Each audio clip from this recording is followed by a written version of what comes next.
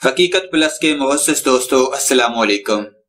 منشیات کے الزام ثابت ہونے پر ایک سعودی اور 3 پاکستانیوں کو سزائے موت دے دی، جن میں ایک پاکستانی خاتون بھی شامل ہے۔ مزید ڈسکس کرنے سے پہلے آپ سے گزارش ہے چینل کو سبسکرائب کر کے بیل کے نشان کو دبا دیجیے۔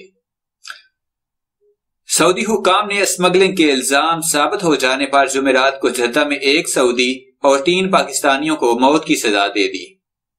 سعودی عرب میں فرد اور معاشرے کو بھاری نقصان پہنچنے سے بچانے کے لیے نشہ آور اشیاء کے دھندے، اسمگلنگ اور استعمال پر موت کی سزا دی جاتی ہے۔ سعودی خبر رساں ادارے SPA کے مطابق وزارت داخلہ نے جمعرات کو 4 الگ الگ اعلامیہ جاری کر کے ہیروئن کے اسمگلروں کو سزائے موت کی تفصیلات دی ہیں۔ وزارت داخلہ نے بتایا کہ پاکستانی شہری محمد مصطفیٰ، محمد یوسف اور اعجاز فاطمہ محمد مصطفیٰ کو ہیروئن اسمگلنگ کرتے ہوئے گرفتار کر لیا گیا۔ دونوں نے پوچھ گچھ کے دوران اقبال جرم کر لیا تھا۔ دونوں کا معاملہ عدالت میں پیش کر دیا گیا تھا۔ عدالت نے انہیں نشان عبرت بنانے کے لیے موت کی سزا سنا دی تھی۔ وزارت داخلہ نے بتایا کہ پاکستان کا ایک اور شہری عبد المالک محمد خلیل پیٹ میں چھپا کر ہیروئن اسمگل کرتے ہوئے گرفتار کر لیا گیا۔ عدالت نے الزام ثابت ہو جانے پر اسے موت کی سزا دینے کا حکم جاری کر دیا تھا۔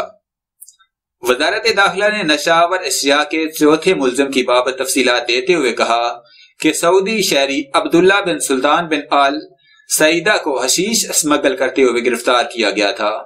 اس سے قبل بھی اسے حشیش کا دھندا کرتے ہوئے پکڑا گیا تھا۔ پولیس نے اس کا مقدمہ عدالت میں پیش کر دیا تھا، جہاں سے اسے نشان عبرت بنانے کے لیے موت کی سزا سنا دی گئی تھی۔ یاد رہے، سعودی عرب میں رائج قانون کے بموجب سزائے موت سے متعلق کوئی بھی ابتدائی عدالتی فیصلہ ہائی کورٹ اور پھر سپریم کورٹ کی توثیق کے بغیر نافذ نہیں ہوتا۔